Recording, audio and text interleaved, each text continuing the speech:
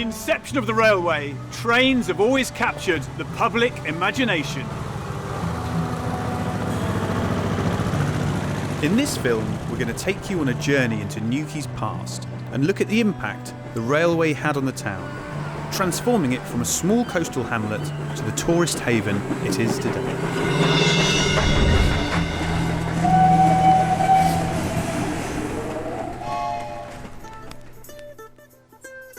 Before Newquay was famous for its surf, nightlife and tourism, it was a small settlement called Towan.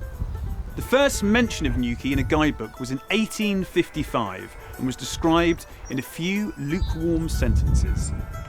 Newquay, 7 miles west of St Columb Major, is a rising watering place. The scenery in the vicinity is pleasing, and a bed of limestone containing many organic remains is interesting. A series of hamlets, farmers' fields and sand dunes littered with a few cottages along the coast. A quaint settlement of little consequence. But that was all about to change. In 1832, London-based entrepreneur Richard Lomax bought the manor of Towan Blystra and commissioned a new, larger harbour to be built. Later, in 1838, Joseph Thomas Trefry purchased the manor, continuing the construction of the harbour. To tell us more, I'm visiting Len Shepherd, a local expert on Newquay's heritage and curator of the Newquay Museum. As an expert on Newquay's heritage, can you tell us a bit about Trefry? Sure. Joseph Thomas Trefry was a Foy-based entrepreneur. He took over something that was very, very run down, the estate, and built it up into something very, very powerful. He was known as the King of Mid-Cornwall. And what's the importance of Newquay Harbour, do you think? That it was on the north coast, which means that anything transported there could go up the west coast of Britain into Liverpool, Runcorn, and then through the canal system into the industrial heartland of Britain. And how did he transport those minerals from the mines to the harbour?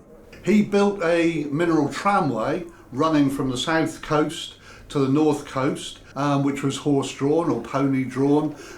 One of the things he needed to do was build various viaducts, including the one at Tolkien over the Tranance Valley, and that way it went through what is now Newquay and down to the harbour through a tunnel out onto the quay. Due to the sheer weight of the minerals, getting them down the rugged hill and aboard the ships would require some Cornish ingenuity. This is the entrance to the tunnel, where back in the day, a steam-powered winch known as a whim used to hoist fully laden carts from the ships in the harbour up to the tramway above. If you look it up, the address of the Newquay branch of Sainsbury's is still called the Whim. Another piece of the logistical puzzle was crossing the Tranance Valley with a viaduct. I spoke to Richard Curtis, operator of the Little Western Railway, a long-standing tourist attraction just round the corner from the viaduct, to learn a little more. The viaduct's not always looked like this, has it? No, so the original viaduct was a slate viaduct, and then that was built with 3/4 up, then wooden arms went out and it was called the Spider, and then when it was upgraded to steam engines, they raised the pillars all the way up to the top and had iron girders going all the way across, but it was single track. And then to upgrade it to what you see today, they brought granite in by train, built it around the original viaduct so they could still use it and run trains, and built it all around and built the arches under the girders, and then over a weekend they lifted the girders out and put the track back in, and then it is what you see today. The pillars that are facing the pavements and the roads, they really dressed with nice granite to look really nice, but if you go around the back of those where they thought nobody would go, you can see the original slate pillars that are still there today from the original viaduct from 1850 something or whatever it was. Trefry would be the first to cross the Spider in 1849. It would be his last project though, as he passed away just 1 year later. The trustees of Trefry's estate eventually leased the network to Cornwall Minerals Railway. By 1872, the outdated horse-drawn tramways were obsolete. The Tranance Viaduct was upgraded in 1874 to accommodate the much heavier steam locomotive. However, this expansion coincided with a dramatic fall in the price of minerals. Reduced mining and profitability meant CMR would have to find an alternative use for their lines. To increase income, the Cornwall Minerals Railway opened up a passenger service that linked villages along its route to Newquay.